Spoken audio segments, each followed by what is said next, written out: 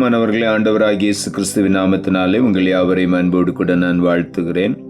ஆண்டவர் கிருபையாய் நமக்கு கொடுத்த இந்த புதிய நாளுக்காக முதலாவது நாம் ஆண்டவருக்கு நன்றி சொல்லுவோம். உம்மால் கூடும் எல்லாம் கூடும், ஒரு வார்த்தை சொன்னால் போதும். ஐயா, உம்மால் கூடும் எல்லாம் கூடும், ஒரு வார்த்தை சொன்னால் போதும். ஐயா, ஒரு வார்த்தை சொன்னால் போதும். விண்ணப்பத்தை கேட்பவரே, என் கண்ணீரை காண்பவரே, சுகம் தருபவரே, ஸ்தோத்திரம் ஏசையா. விண்ணப்பத்தை கேட்பவரே, என் கண்ணீரை காண்பவரே, சுகம் தருபவரே, ஸ்தோத்திரம் ஏசையா.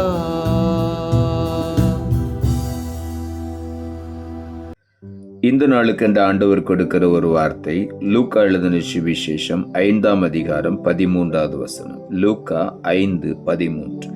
அவர் தமது கையை நீட்டி அவனை தொட்டு, எனக்கு சித்தம் உண்டு, சுத்தமாகு என்றார்.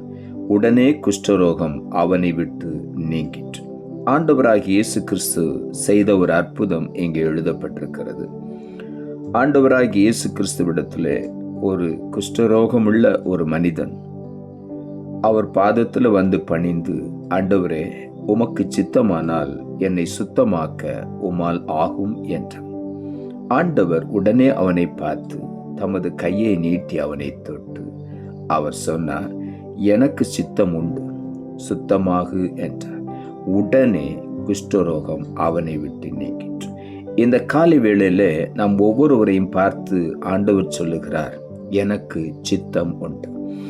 இந்த காலை வேளையில என்ன பிரச்சனை வழியாக நீங்கள் கடந்து வந்து கொண்டிருந்தாலும், என்ன வியாதியின் நிமித்தமாக நீங்கள் வருத்தப்பட்டு மிகவும் மன துக்கத்தோடு வேதனையோடு இந்த வார்த்தையை கேட்டுக்கொண்டிருக்கலாம். ஆண்டவர் உங்கள் உள்ளத்தை பார்க்கிறார், உங்கள் சரீரத்தில் இருக்கிற பலவீனத்தை பார்க்கிறார். அவர் சொல்லுகிறார், எனக்கு சித்தம் உண்டு. நாம் ஒவ்வொருவரும் சுகமாய் இருக்க வேண்டும் என்பது ஆண்டவருடைய விருப்பம். நாம் வியாதியோடு கூட இருக்க கூடாது என்பதுதான் ஆண்டவருடைய சித்தம். ஆகவே தான் ஆண்டவர் சொல்லுகிறார், எனக்கு சித்தம் உண்டு, நீங்கள் சுகமாக வேண்டும் என்பது என்னுடைய சித்தம் என்று ஆண்டவர் சொல்லுகிறார். ஆகவே இந்த காலை வேளையில நாம் ஒவ்வொருவரும் சுகமாய் இருக்க வேண்டும், வியாதி இல்லாமல் நல்ல ஆரோக்கியத்தோடு சுகத்தோடு இருக்க வேண்டும் என்று ஆண்டவர் விரும்புகிறார். ஆகவே தான் அவரிடத்தில் வந்த அந்த குஷ்டரோகியை பார்த்து ஆண்டவர் சொன்னார், எனக்கு சித்தம் உண்டு, நீ சுத்தமாக என்று. உடனே அவனுடைய குஷ்டரோகம் அவனை விட்டு நீங்கிற்று. சங்கீதங்களின் புஸ்தகம் 30ஆம் அதிகாரம் 2ஆம் வசனம் சொல்லுகிறது, என் தேவனாகிய கர்த்தாவே, உம்மை நோக்கி கூப்பிட்டேன், என்னை நீர் குணமாக்கினேன். இங்கே தாவீது எழுதுகிறார், என் தேவனாகிய கர்த்தாவே, உம்மை நோக்கி நான் கூப்பிட்ட உடனேயே என்னை நீர் குணமாக்கினீர். இந்த காலை வேளையில நாம் அவரை நோக்கி கூப்பிடும் பொழுது நம்பிக்கையோடு, விசுவாசத்தோடு, ஒரு எதிர்பார்ப்போடு கூட, இன்றைக்கு நான் விடுதலை பெற்றுக்கொள்ளுவேன், இன்றைக்கு நான் ஒரு தெய்வீக சுகத்தை பெற்றுக்கொள்ளுவேன் என்று ஒரு நம்பிக்கையோடு, விசுவாசத்தோடு ஆண்டவரை நோக்கி கூப்பிடும் பொழுது ஆண்டவர் நம்மை குணமாக்குகிற தேவனாயிருக்கிறார். சங்கீதங்களின் புஸ்தகம் 103ஆம் அதிகாரம் 3ஆம் வசனம் சொல்லுகிறது, அவர் உன் அக்கிரமங்களை எல்லாம் மன்னித்து உன் நோய்களை எல்லாம் குணமாக்கி என்று. இந்த காலை வேளையில அவர் ஏற்கனவே நம்முடைய நோய்களை சுமந்து விட்டார், குணமாக்கி விட்டார். வேதம் அதைத்தான் சொல்லுகிறது. அவர் நம்முடைய பலவீனங்களை ஏற்றுக்கொண்டு நம்முடைய நோய்களை சுமந்து விட்டார். அவருடைய தழும்புகளினாலே நாம் குணமாகிறோம்.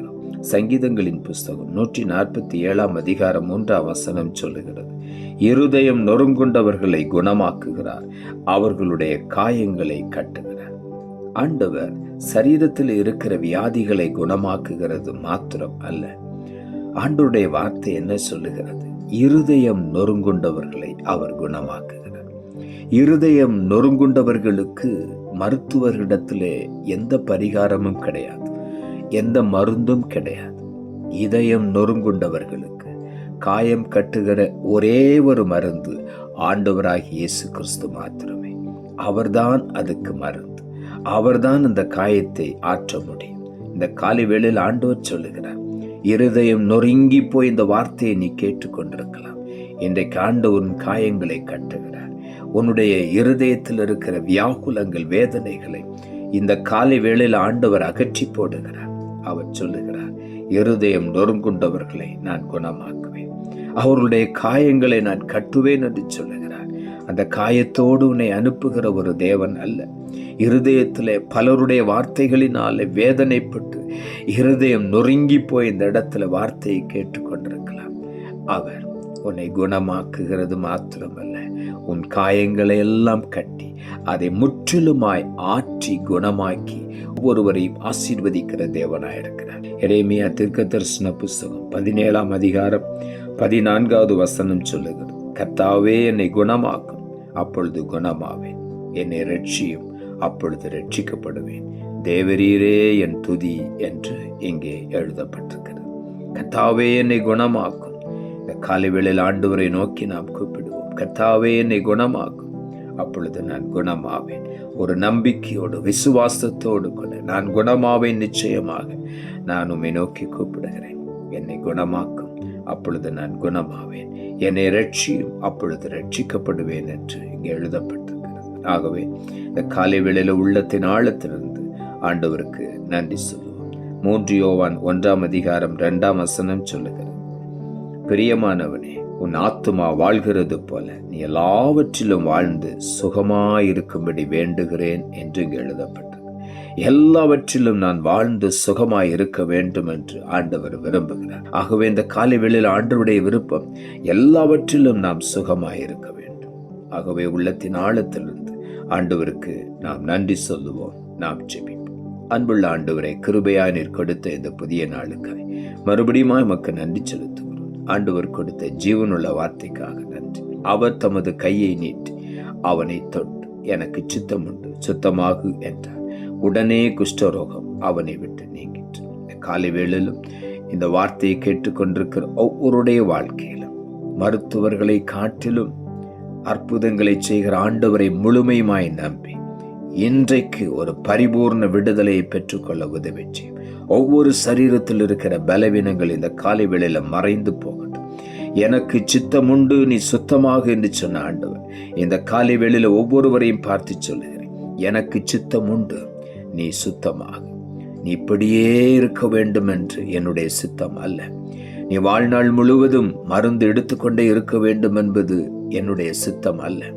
நீ சுகமாயிருக்க வேண்டும் என்பது ஆண்டவருடைய சித்தம். ஆகவே எனக்கு சித்தம் உண்டு, நீ சுத்தமாக என்று ஒவ்வொருவரையும் இந்த காலை வேளையில குணமாக்குகிறபடினாலும் நன்றி. பரிபூர்ண விடுதலையை தாரும், ஆசீர்வதியும். இயேசுவின் நாமத்தில் ஜெபிக்கிறேன் நல்ல பிதாவே, ஆமென்.